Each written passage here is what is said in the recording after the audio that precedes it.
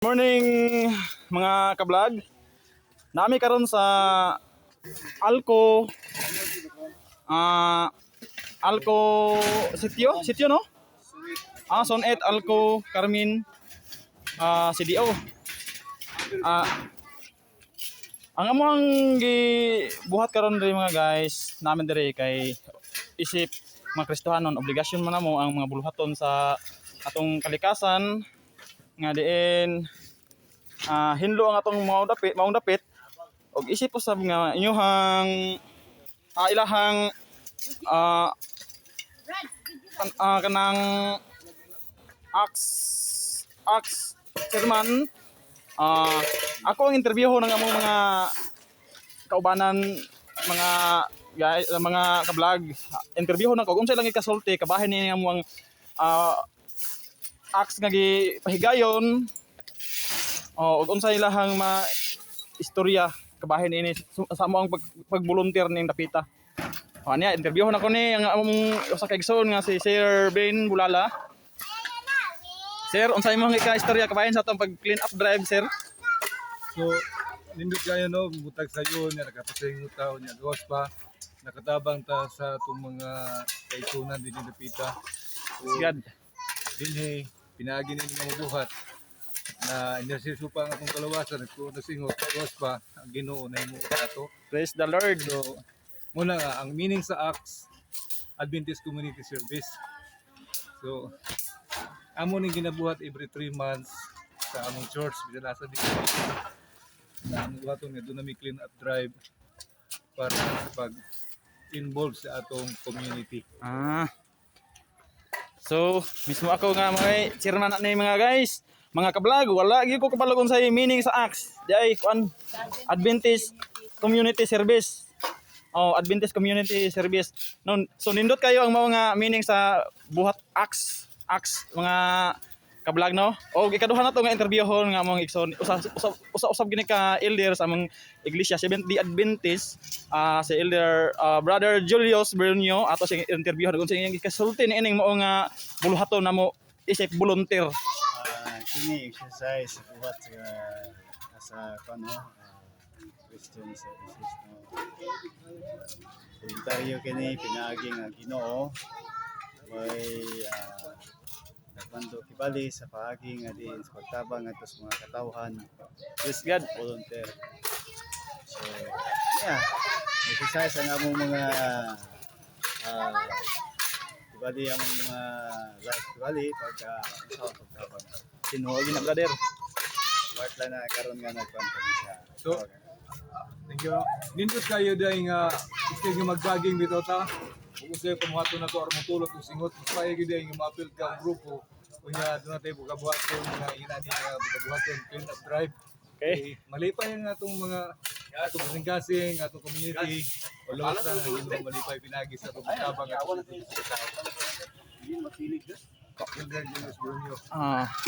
Mao na mga ka-vlog nga nindot jud kay nga makatabang ta sa ato ang palibot sa ato ang dapit nga isip volunteer nga sa ingon ni ana ang ato ang nature dunay kabag-uhan tungod kay sugamakan nato ang mao nga mga balatian kun hugaw atong palibot isip volunteer Seventh-day Adventist Church nga nagpahigayon ani nga buluhaton.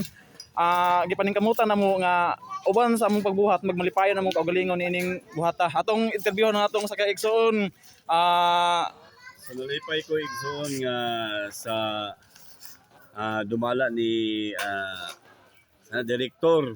Atong direktor nga si Buling Damatso. Ay, Damatso. Nga iyaging gidumalahan sa ang iyang iyang part. Thank you. ACTS. Unsay meaning sa ACTS gali, Brad? Adventist Community Service. Wow. So salamat kay Brad nga ni pangsunggig ka. Ipadayon na Brad para natay panalangin o purong-purong dito sa langit. Praise God. Di ba? Then pamatso dapat na 4 abs na So mga guys, nindot kayo ang mga explanation sa atong mga sa among mga kaigsunan mga kabulag no. So ako pang dulo ng mao nga mga kadagkuan na mo, mga head na mo, head elder. O ato sab sila nga interviewon mga kabulag aron nga ato makuhaan og pamalandong ang ilahang maong suggestion, explanation sa mao nga acts. Atong interviewon si Elder Dominador Tagarda ang among usa ka dako nga magbubuhat sa Iglesia Seventh-day Adventist. May buntag sa tanan no. Ni ami karon diri sa Sitio Alco kay napahigayon mi sa among outreach program. Gitawag nga clean up drive, pagpalimpyo sa palibot nining dapita aron sa ina namlikayan nato ang hugaw nya nindot po ang atong palibot sa hinungdan nga walay mga sagbot nga ato makita. Doon na manggaling nga mga bagong tagak na nga mga bulak sa bagong bilya pero nagkayo sa mga katawhan sa Ginoo nga magpasingot dining buntaga kay importante kayo nga aduna tay pagpasingot tungod kay aron masunog ang atong mga kalori. Labi na atong mga diabetes nga dunay mga balatian o kining pagpasingot kuan sa niya kanang gitawag nga atubang sa adlaw usa sa ka butang nga makayos maayong panglawas. Praise God kayo mga igsoon. Praise God kayo mga kabulag no. Nindot kayo ang pamahayag sa amo ang elder sa amo nga iglesia og usa-usab ka makuhaan usab nato og pagtulunan mga kabulag no. Ug ingon man kato siya with testimony na to siya busa doon na patay isunod nga interviewon kini siya mao ni ang amo ang presidente yod sa amo ang church sa Carmen Church si Elder Pipito Billones ato siyang interviewon mga kabulag kung sayang ikasulti. Sa live na ba, no?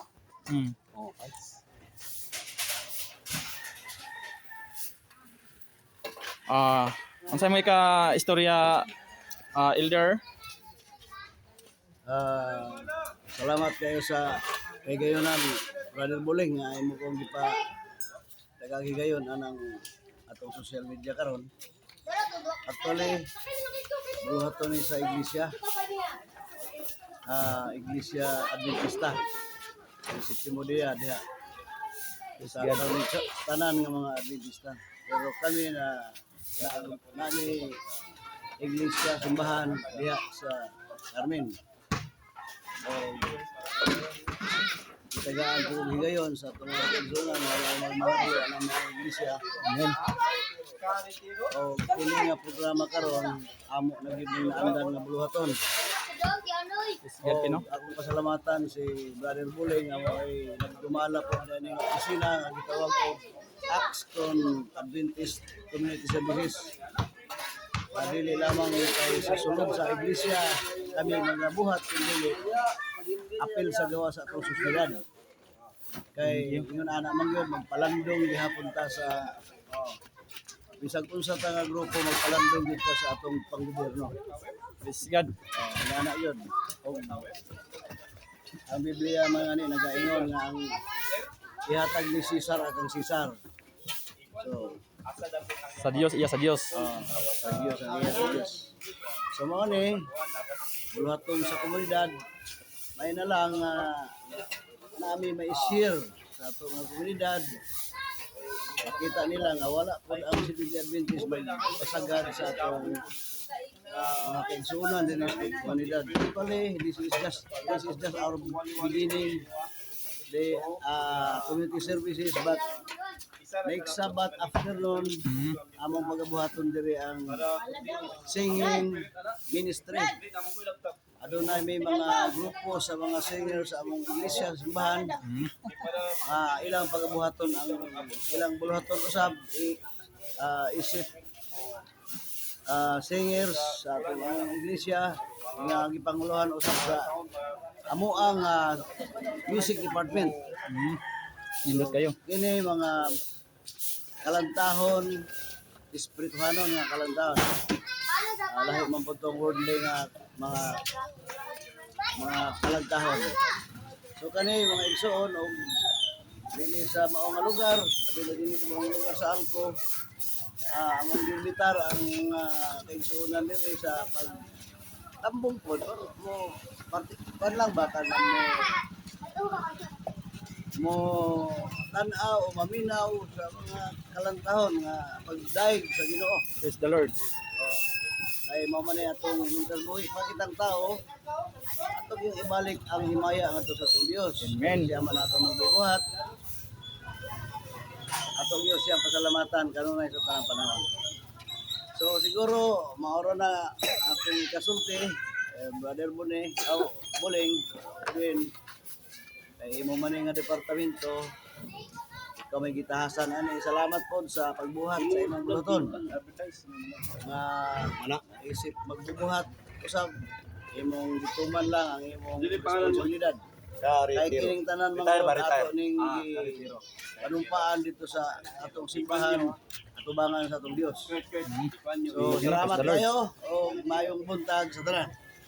Okay, mao to atong interview nako sa amo ang head elder sa amo ang iglesia. So mga guys, diha na to makuha kapamalandungan nga mga 70 Adventist day mga guys.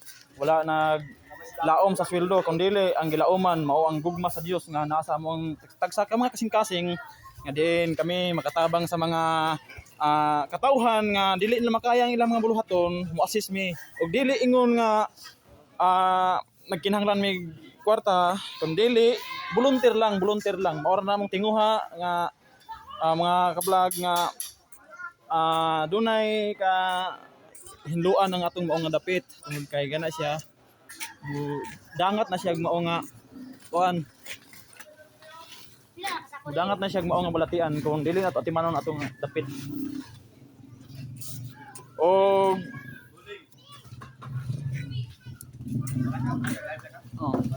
wala pa na. So mo mga guys, mo to ang ako ang interview sa among kaubanan. Salamat kasi silang pagsuporta sa ako ha. Comment mo sa ako ang channel YouTube channel mga guys. Follow lang o share. Mao na siya mga guys, Edwin Riego Buling. Paki-check lang niyo mga guys, palihog lang sa pagsuporta og kinsa tong dili niyo makaya og bagnot kay inyong dapit, pwede mi ninyo hibaloon aron nga kami maka-assist po sa inyo ha. Og mo na akong gikaingon sa inyo ha nga wala mi nagsalig og sweldo kun dili volunteer lang.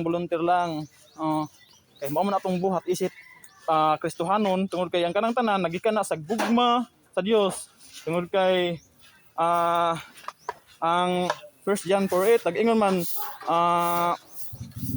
iya nga wala magahigugma wala makaila sa Dios kay ang Dios gugma man ano to ana siya mga ka-vlog. So God bless us all mga ka-vlog. Thank you for watching.